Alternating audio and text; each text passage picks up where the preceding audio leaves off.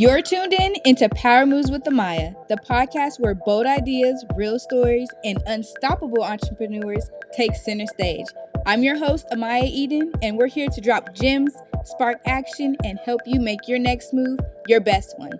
Welcome to Power Moves with Amaya, and this is the very first podcast of making moves, okay? And I'm very honored to kick this series off with interviewing my grandfather, Shondell Newsom, and my auntie, Tiara Flynn. And today we're talking about legacy, leadership, and marketing across generations. Again, my name is Amaya Eden. Y'all probably know me already because Shondell, he's like my marketer. So he posts me all the time and he does my marketing for me. But I'm just here to introduce myself and tell my story this time. So, Shondell. All right. I'm not going to use your nickname. Yeah, please don't. And don't use mine either. Thank you. Again, we are in a professional setting. Yes. Thank you. Please, let's keep it. Appreciate it. We'll keep it. He's going to slip up. We'll keep it fresh. Funky fresh. Okay. So, you being the first generation, actually, your father, Bobby Newsom.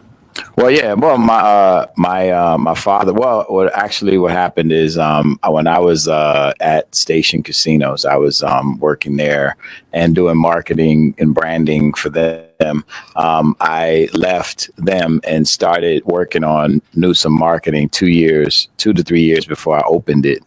I actually opened the firm. Once my father figured out what it was and what was going on, he became my partner. And he was very excited to become my partner. But my father did start the generational wealth by buying a brownstone in Brooklyn. We didn't know at that time that's what that was, but he started the discussions around wealth generation. He was a landlord, and he had a vision of building and putting in laundromats throughout Brooklyn. So he started with some of the thought process, things like that. And then when I started, he was really surprised that we could actually make money giving people advice. He's like, boy, you don't do nothing. You just sit here and talk to people.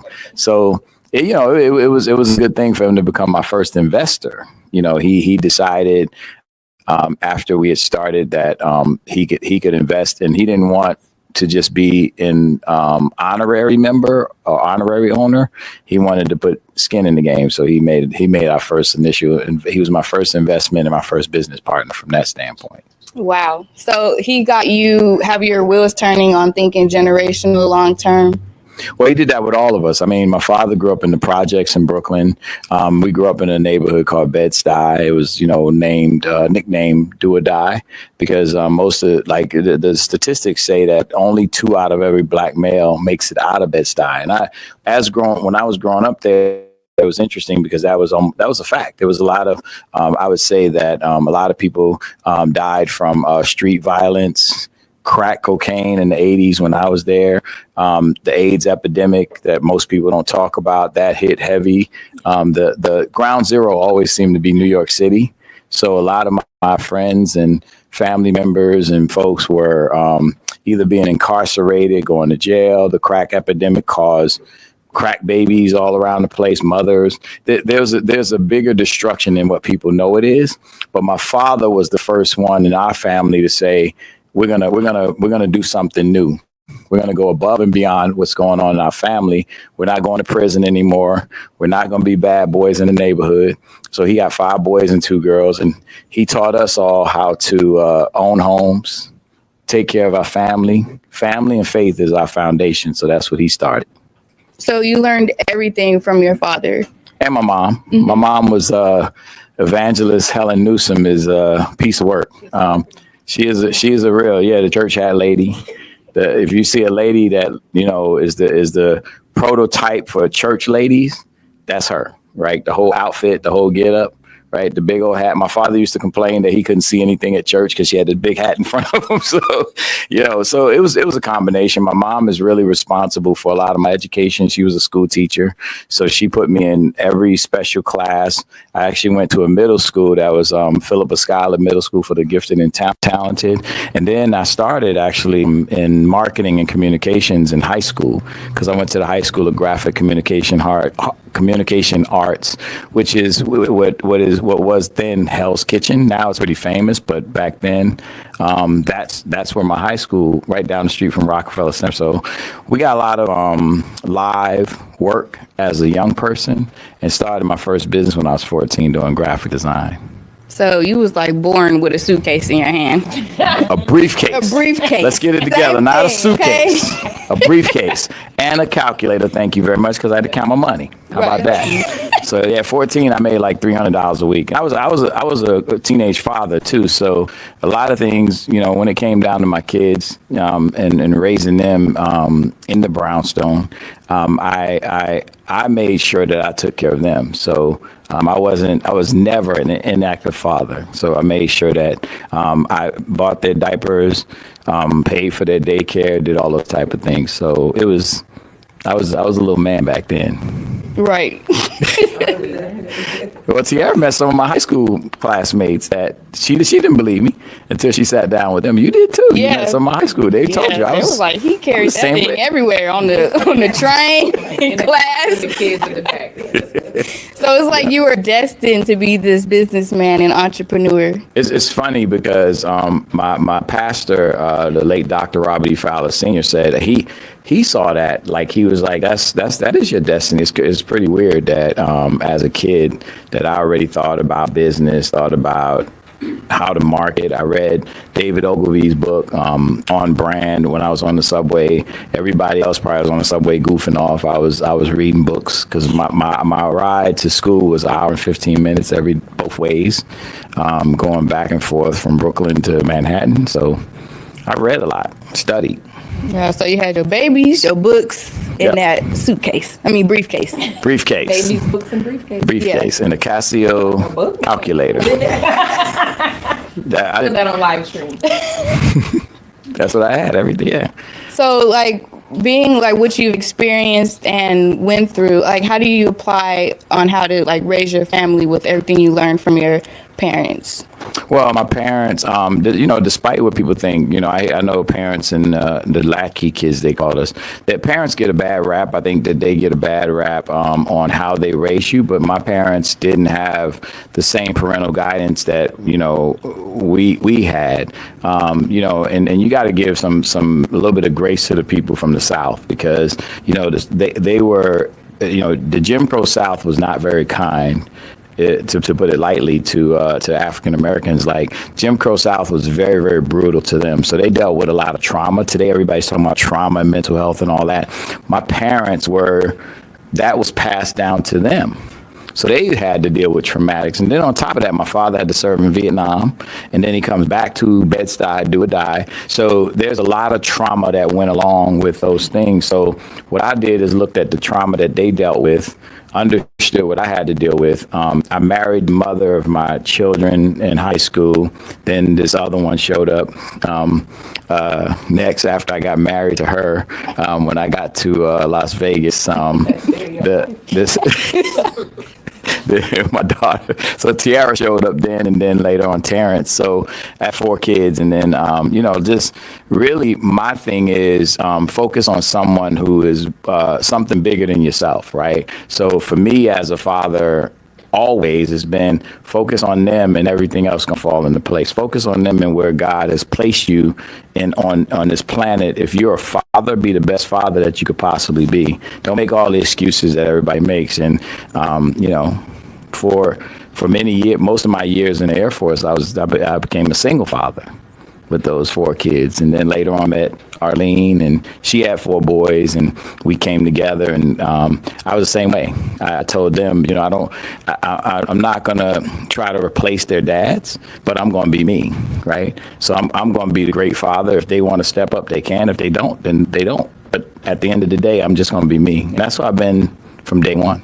Yeah, and I see you carry that attitude, that same energy into Sumnu Marketing, into your business and things like that. So I love that.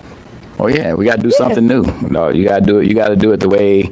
That's why Sumnu is a culture. It's not necessarily a business or a slogan. It's not anything.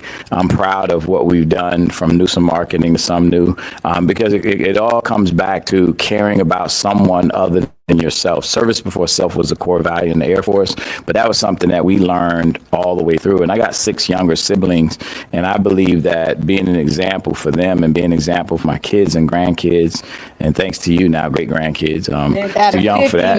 Yeah, right. I'm the oldest out of, how many y'all got? 18. 50. 18 at least. Okay, 18. Well, I lost count, but your Nana says 18. Yeah. I don't know. So, like, just get into, like, how did Sumnu even became a thought?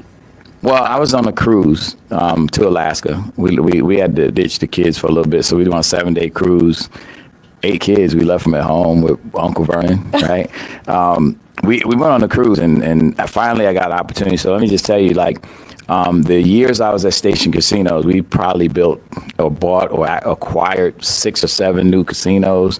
We built this brand called the Station Casinos Boarding Pass Program.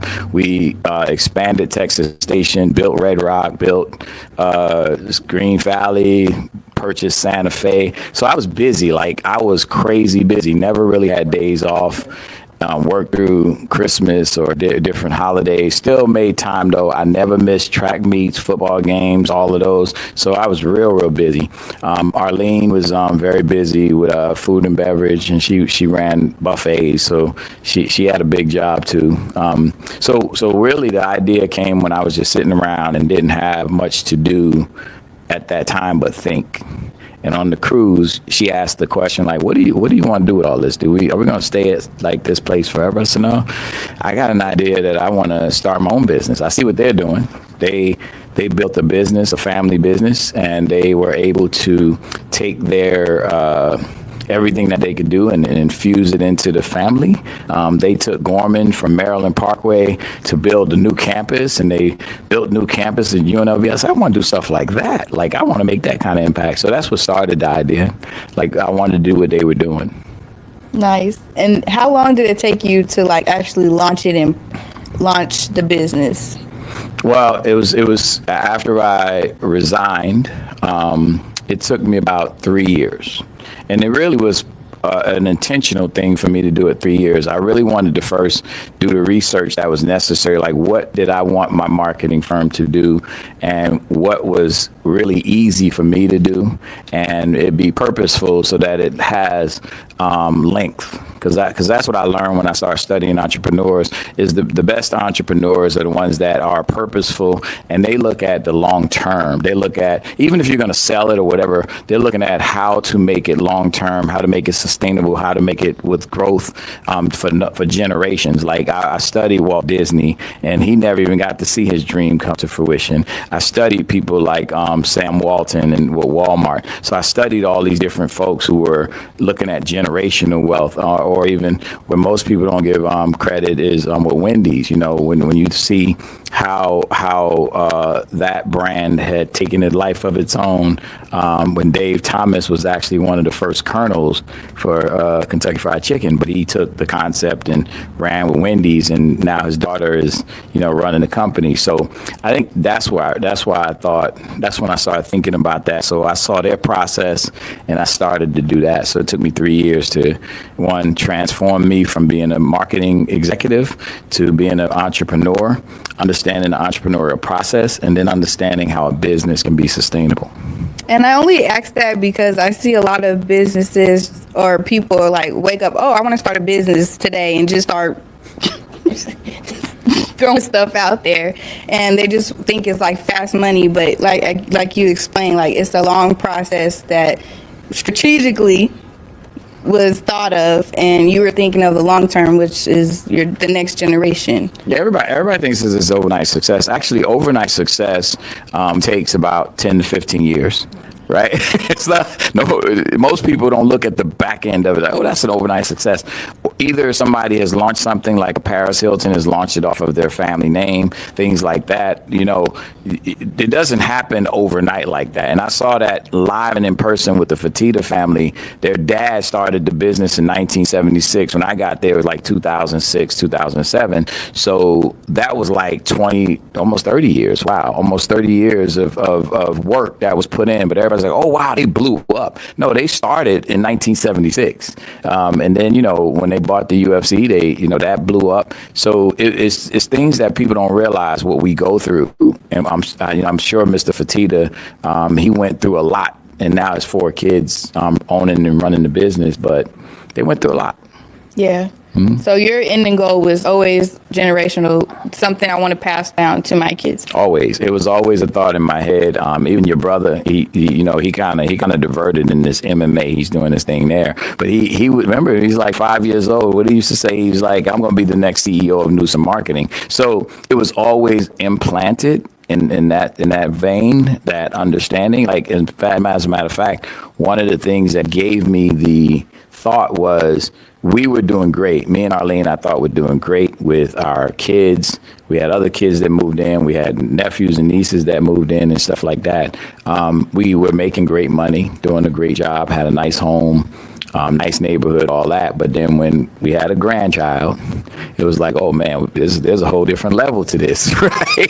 So that's when it really clicked in my head, like, this generational thing really is going to mean something. And it is with the intent that my grandchildren can continue on and do many things, and not necessarily in marketing.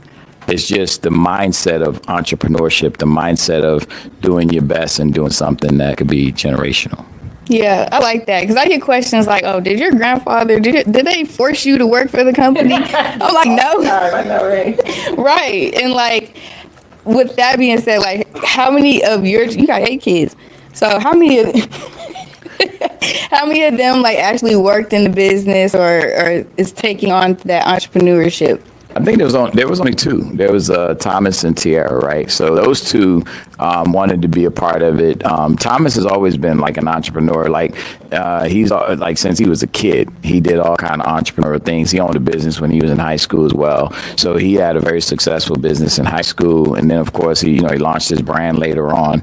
But he and Tierra were the 2 that were really interested in the business and the business aspect of it. So when it came down to it, the rest of them, now here's the funny thing, the one that I least expected that would actually be in the business, running the business, would be Tierra, because that wasn't really her thing. Everybody else had these, my junior, Shondell, even LeSteph, and even your dad, he had they have these opportunities, but she worked hard to transform into what she is today, because most of them, it's a natural to them. I hate to say that, but it's really a natural to them, but it's not natural to she worked her way into this position. So, like, Tierra, like, what sparked you to, like, show interest? Like, oh, I want to follow my dad and see what this is about. In business ownership? Yeah. I mean, like Shondell said, well, first I was the only one that worked at Newsom. Right. I was the first intern. And so that was like my introduction into it. And I think seeds were being planted then. You have to plant seeds, like kind of what Shondell was alluding to, of like just putting that in your mind. I did know, though, at the time that I was going to go into the Air Force, like Shondell was saying, I just was like, I'm just going to float for a little bit. I know I wanted to go to college, but I'm like one of 8 kids. I know there's no college money stored away. Somebody got to pay for this. So I went into the Air Force originally to go to school.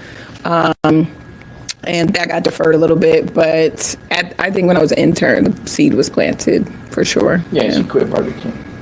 I'm glad she did. Thank you. I mean, that was hard. Fast food is hard work. So the way you explain how you didn't make the burgers right. No. Don't be lying on me like that. Saying. I made it how they showed me. Now, if you came through that drive-thru talking about no onions, extra pickles, you're gonna get exactly. They had a picture of the Whopper in front of you when you make it, and that's what I did. I didn't have time for all that, so I knew I had to quit before they fired me. 3 weeks. You was headed that way. I sure was. 3 weeks. Yeah. Yeah. Like, how many other jobs did you have before you was like, okay, let me go with Sumnu now? My first job was when I was 14. I worked on a local campaign, and we did canvassing. We, the normal like door-to-door ask people if they want a yard sign. It was great work too. I got paid $10 an hour at 14. And just in true fashion, like Shondell will always say, you're like a little Shondella. Should have named you that. Thank God you did not. I saved all my money. Like I had it then where I was like, okay, this is going to be great. Like, so I had worked political campaign. My second job was Burger King. I made it 3 weeks and I quit. And then I luckily got hired like that same week at Lady Foot Locker. That was the best job ever. And then at the same time when I was at Lady Foot Locker, I was at Sumnu Marketing as an intern. And then right after that, I went into the Air Force. So I always tell the Sumnu team that I'm like, I haven't had many like jobs where I know how to go interview. And I mean, I did interview for all those jobs, but it was so long ago. So after the Air Force, during the Air Force, came into Sumnu and been here ever since.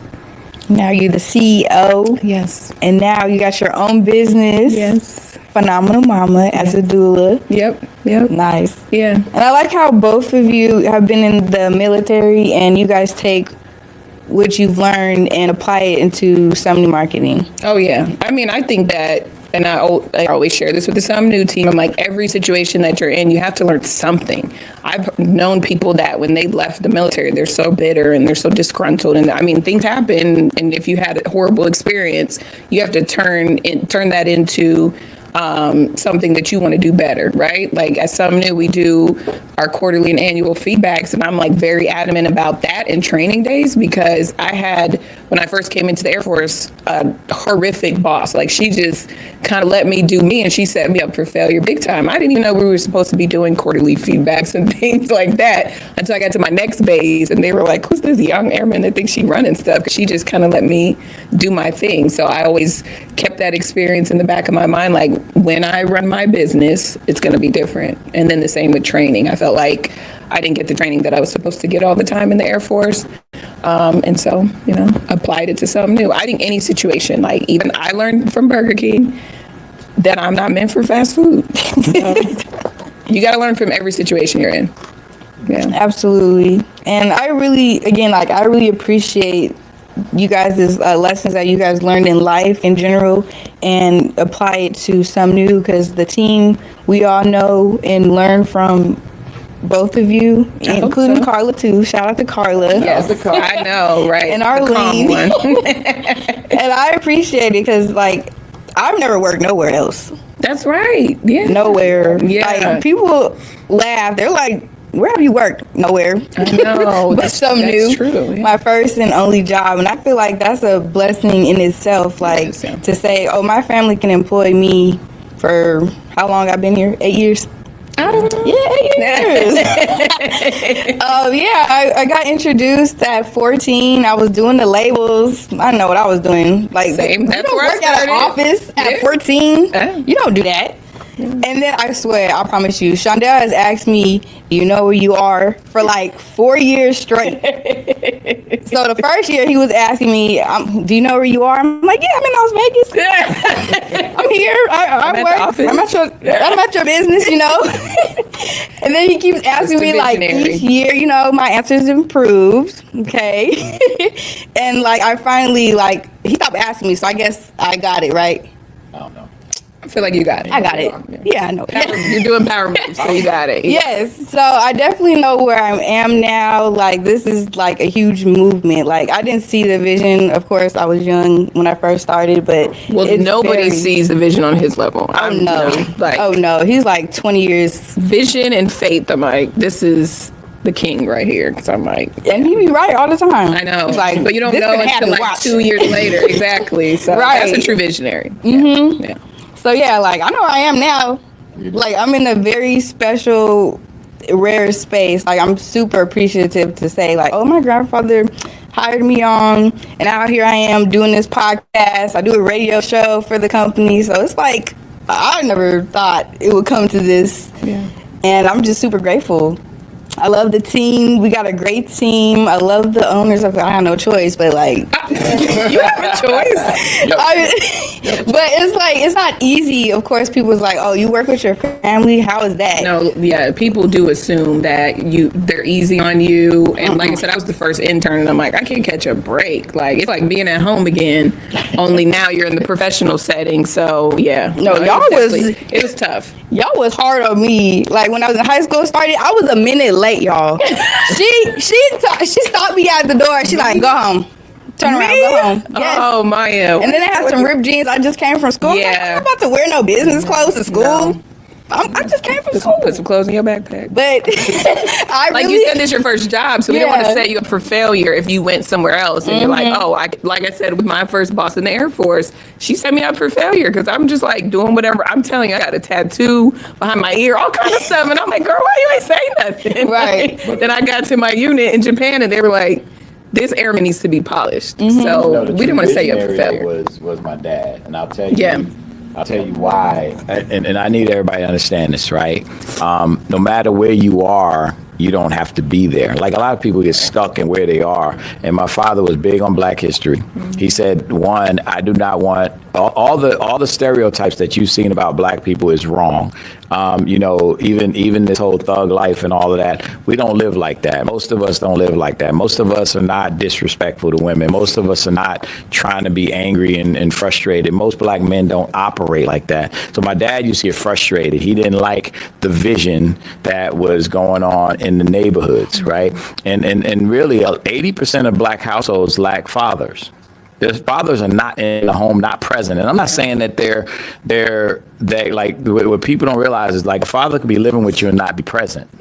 They're just there. They just happen to be in the building or something like that. My father didn't believe in that. He was like, you got to be actively involved, actively engaged. You got to be. And if he was, I could promise you that if he was living right now, he'd be at this podcast. Oh yeah. He would have jumped on a plane from New York. I was gonna say that earlier when you said like he wanted to be a present partner. I was like, low key. Sometimes it was just his excuse to come to Vegas. Right. Because he's like, oh, y'all having a big meeting? Yeah, I'll be there. I'll be there. But the crazy part about it, he didn't gamble or anything. He was at the office. He literally wanted to go to Applebee's. He wanted to go to Applebee's in office, and he the thing that he knew that he wanted something different because my grandparents, both sets of my grandparents grew up in the Jim Crow South. It was they treated farm animals better than they treated Black people, and so that's what my father always said. We have to reclaim. Stop waiting for somebody to give you 40 acres and a mule. We have to reclaim our position in life and our position in this country. We built this country on the backs of slaves, but also Black people have been the igniter of all change, whether it was civil rights, whether it's the hip hop movement. Any of those things have been ignited by Black folks. And so, but everybody participates. It's so funny because people are talking about inclusion. We are the most inclusive people in the world. We've always been that way. That's how people were. That's why how Europeans and different people were able to come into Africa and take us over because we're very inclusive, we're very nice. Oh, come on in. Yeah. You know what? I know you coming with those chains, but we cool with it. Come on and snatch us up and take us on this unwanted cruise, right? That's how we got captured. That's how, because Black people are really, really careful. We're very much caring like that. Yeah. We care about people, even in slavery. They make jokes about it, but we took great care of people, their children, the masters. We took great care, and that's who we are naturally. So that's what my father always said, like, reclaim who you are. And that's all it is. Like, we're going to reclaim who we are. We are who we are. This is not some made up thing. Everybody else is fake. Right. And look, no shade on those folks who want to live that thug life and make their money and do all that. But that's not us. That's not that shouldn't define us as people. Our women shouldn't be defined by their bodies and having stuff hanging out and doing all that. That's my father was very, very adamant, very, very pissed off about how we were portraying our people. Yeah. So that's where the vision came from. We had to change that narrative. Mm-hmm. Did I ever meet him? Yes. When I was a baby? Yes. Yeah. Yes. Yeah, he came. Like she said, he came. Every excuse he had to come out. Yeah, it's getting like every other month or sometimes. Yeah, it's so funny because to be honest, I think my dad talked more to your dad than I did. Yeah. Yeah, he made those phone calls. I don't know how he did all that. He just was on top of his game. And you guys talk about him so much and how much he impacted your life and how he was the one basically set up Sumnu today. The culture definitely comes from him. The Black excellence, the focus on culture. Like we've been everybody now jumping into Juneteenth. We've been doing Juneteenth from day one. Like 4 months when we opened.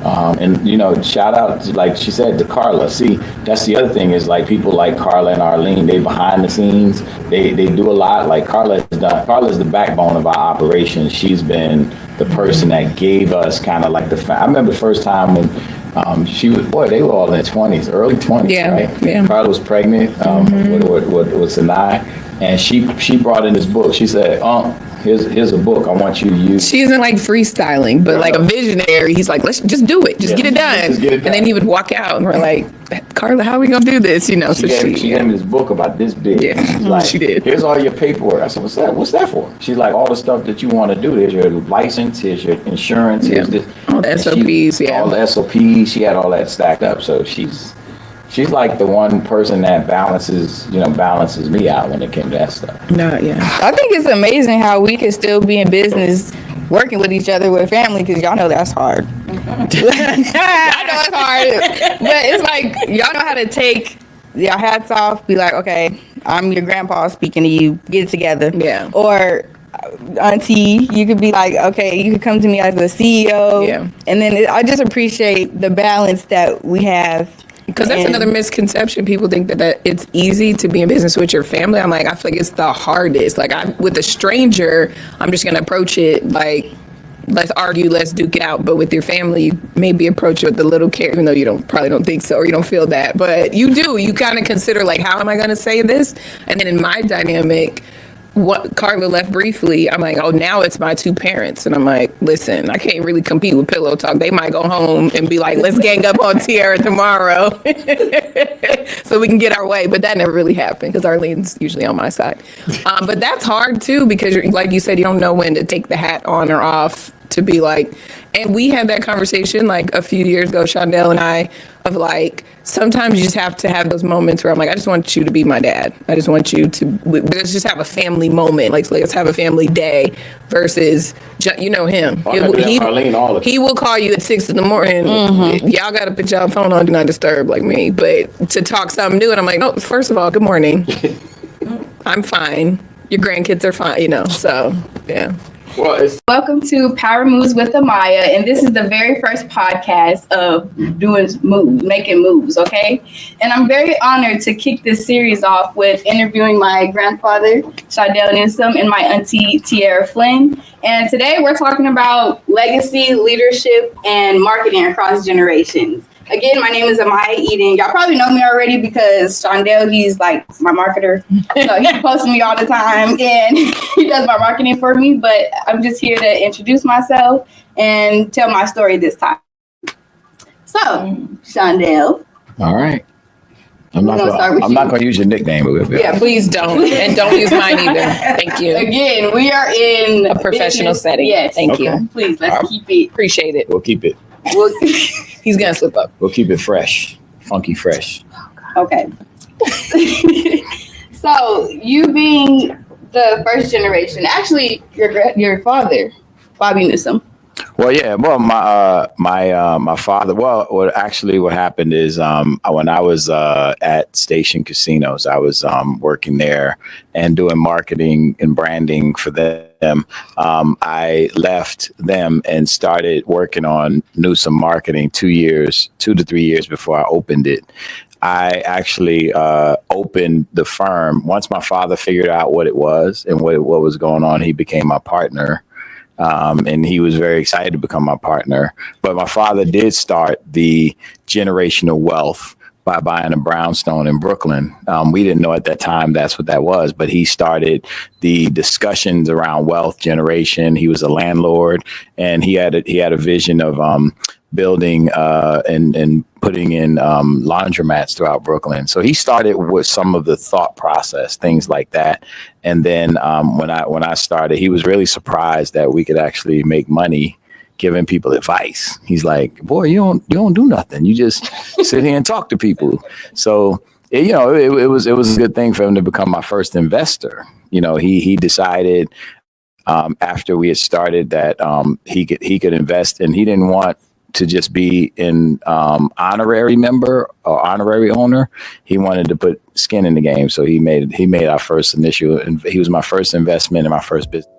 That's a wrap on this episode of Power Moves with Amaya. I hope you're leaving inspired and ready to make your next move your best move.